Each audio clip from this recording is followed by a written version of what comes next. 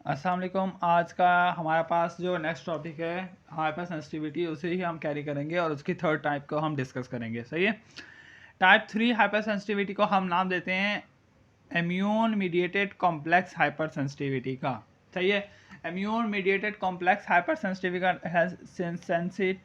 का नाम क्यों देते हैं कि इसके अंदर हमारे पास कॉम्प्लेक्स की फॉर्मेशन होती है। सही है। अब ये जो कॉम्प्लेक्स है ये हमारे पास कैसे बनता है, जब भी हमारे पास रिएक्शन होता है किसी भी एंटीजन का एंटीबॉडीज़ के साथ, तो उसके नतीजे में हमारे पास क्या होता है कि कॉम्प्लेक्स की फॉर्मेशन होती है। सही है। सम टाइम जब एंटीजन या एंटीबॉडी का रिएक्शन होता है तो उसके नतीजे में हमारे पास जो रिएक्शन होता है उसके नतीजे में जो हमारे पास फॉरेन पार्टिकल्स होता है वो डिस्ट्रॉय हो जाता है और बॉडी से एलिमिनेट हो जाता है। सही है।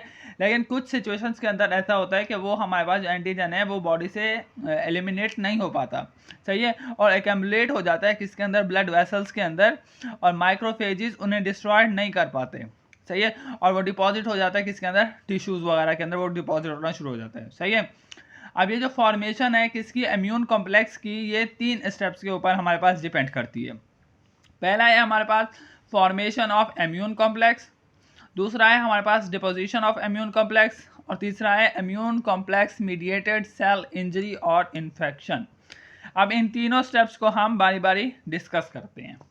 सबसे पहले है हमारे पास फॉर्मेशन ऑफ इम्यून कॉम्प्लेक्स। सही है। एंटीजन जो होता है या तो वो हमारे पास इंट्रेंसिक होगा या एक्सट्रेंसिक होगा। जब भी वो सर्कुलेशन के अंदर आता है तो वो बाइंड करता है किसी भी स्पेसिफिक एंटीबॉडी के साथ और कॉम्प्लेक्स की फॉर्मेशन कराता है। सही है। और वो डिपॉजिट होना शुरू हो जाता है किसके अंदर, ब्लड वेसल्स के अंदर। सही है। जब वो डिपॉजिट होना शुरू हो गया तो उसे हमारे पास मैक्रोफेजेस और न्यूट्रोफिल्स क्या करते हैं, डिटेक्ट कर लेते हैं। वो एक्टिवेट हो जाते हैं और इंक्रीज कर देते हैं क्या, ब्लड वेसल्स की परमिएबिलिटी। जब मैक्रोफेजेस एक्टिवेट होंगे और ब्लड वेसल्स की परमिएबिलिटी इंक्रीज होगी तो हमारे पास जो मटेरियल होता है ब्लड वेसल्स के अंदर वो लीक आउट होना शुरू हो जाएगा। और जो कॉम्प्लेक्स बना है ब्लड वेसल्स के अंदर, फर्स्ट कर लो ये ब्लड वेसल्स है, इसके अंदर कॉम्प्लेक्स बना हुआ है। सही है।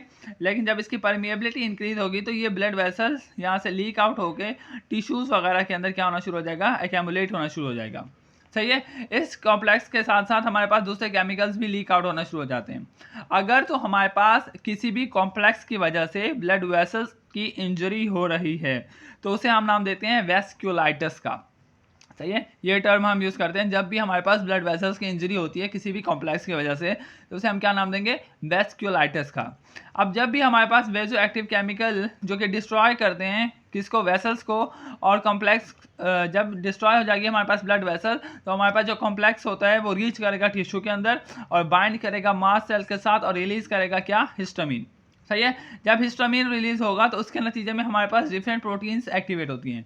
जो हमारे पास C3A प्रोटीन होती है जो कि हमारे पास एज अ बाय प्रोडक्ट निकलती है प्रोटीन के पाथवेज के अंदर। ये हमारे पास क्या करती है, रिलीज करती है हिस्टामिन को, कहाँ से, फ्रॉम मासेल्स, और इंक्रीज करवाती है क्या, परमिएबिलिटी को।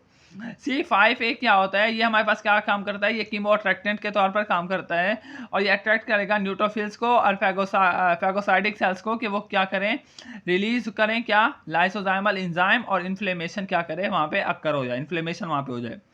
सही है। अगर तो इन्फ्लेमेशन हो रही है हमारे पास जॉइंट्स के अंदर तो उसे हम नाम देते हैं आर्थराइटिस का। अगर तो इन्फ्लेमेशन हो रही है किडनी के अंदर तो उसे हम नाम देंगे ग्लोमेरुलोनेफ्राइटिस का।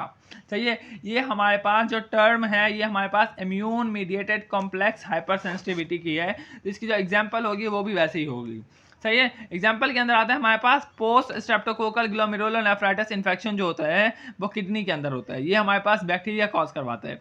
सही है। समटाइम्स जो हमारे पास इसे जो हमारी बॉडी होती है ये इसके एंटीजन, इस बैक्टीरिया के एंटीजन और जो किडनी के अंदर एंटीजन ऑलरेडी प्रेजेंट है वो हमारे पास सिमिलर होते हैं। सही है।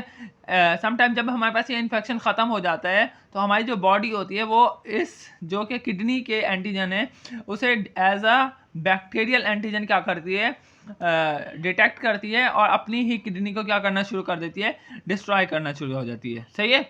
जब वो इसे डिस्ट्रॉय करना शुरू कर देती है अपनी ही किडनी को एज अ बैक्टीरियल एंटीजन समझ के, तो वो हमारे पास जो टर्म कॉज होगी उसे हम नाम देते हैं पोस्ट स्ट्रेप्टोकोकल ग्लोमेरुलोनेफ्राइटिस इन्फेक्शन का। सही है। यहाँ पे हमारे पास टाइप 3 खत्म हुई। नेक्स्ट हमारे पास है टाइप 4 हाइपर सेंसिटिविटी।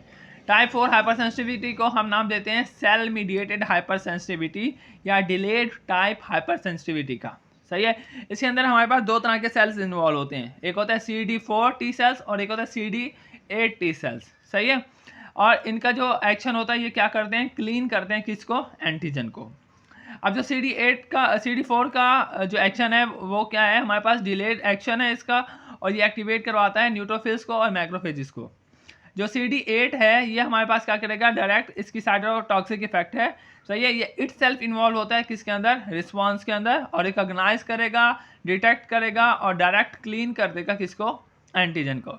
एग्जाम्पल है हमारे पास कॉन्टैक्ट डर्माटाइटिस जिसके अंदर पॉइजन आईवी के थ्रू होता है, तो उसके अंदर हमारे पास ये टर्म CD4 की जो टर्म है वो इन्वॉल्व होती है। सही है।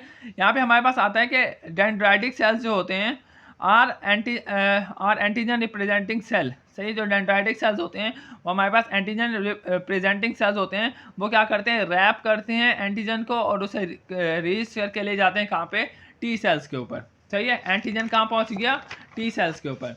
अब टी सेल्स जो होते हैं वो हमारे पास इमैच्योर फॉर्म के अंदर होता है, ये हमने पहले पढ़ लिया है कि नाइव टी सेल्स होते हैं। अब डिपेंड अपॉन द केमिकल और डिपेंड अपॉन द एंटीजन, अब जो हमारे पास नाइव टी सेल्स हैं वो कन्वर्ट होंगे या तो TH1 के अंदर, ये सही है, यानी TH1 या TH17 के अंदर कन्वर्ट होंगे।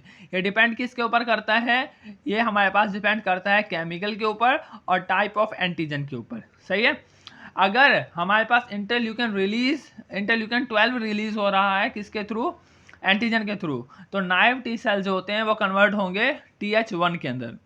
अगर तो हमारे पास जो एंटीजन है वो रिलीज कर रहा है इंटरल्यूकन 1, 6 और 23, तो हमारे पास जो नाइव टी सेल्स हैं वो मैच्योर होंगे किसके अंदर, TH17 के अंदर। इस सिचुएशन के अंदर हमने याद ये रखना है कि TH1 कब बन रहा है और TH17 कब बन रहा है। जब इंटरल्यूकन 12 रिलीज होगा तो TH1 बनेगा, जब इंटरल्यूकन 1, 6, 23 रिलीज होगा तो हमारे पास TH17 बनेगा। सही है। अब जो TH1 है ये इंटरफेरॉन गामा और फैगोसाइट्स एंड रिलीज इंटरल्यूकन 1 और TNF। TH1 क्या करेगा, ये रिलीज करेगा इंटरफेरॉन गामा को, फैगोसाइटिक सेल्स को और इंटरल्यूकन 1 और TNF अल्फा को। अब जो TH17 है ये रिलीज करेगा इंटरल्यूकन 17 और 22 को। अब जो इंटरल्यूकन 17 और 22 है ये क्या करेंगे, अटैक करेंगे न्यूट्रोफिल्स को और मैक्रोफेजिस को, और फैगोसाइट्स करेंगे किसको, फॉरेन सेल्स को, और कॉज करेंगे एलर्जिक रिएक्शन। सही है। यहाँ पे एलर्जिक रिएक्शन कॉज करवा रहा है इंटरल्यूकन 17 और इंटरल्यूकन 22, जो कि रिलीज कहाँ से हो रहे हैं, TH17 के थ्रू। सही है। आपको इस पूरी TH टाइप 4 के अंदर ये याद रखना है कि हमारे पास पहले तो TH1 कब रिलीज होगा, TH17 कब रिलीज होगा। सही है। ये पता चल गया। अब जो TH1 है वो कौन से केमिकल रिलीज करवा रहा है, सही है, और जो TH17 है वो कौन से केमिकल रिलीज करवा रहा है। सही है। और हमारे पास एलर्जिक रिएक्शन कौन से केमिकल्स कॉज करवा रहे हैं। यहाँ पे हमारे पास जो चैप्टर है हाइपर सेंसिटिविटी वो एंड हुआ। नेक्स्ट जो हम स्टार्ट करेंगे वो होगा हमारे पास पेप्टिक अल्सर। अनटिल जज़ाकल्लाह।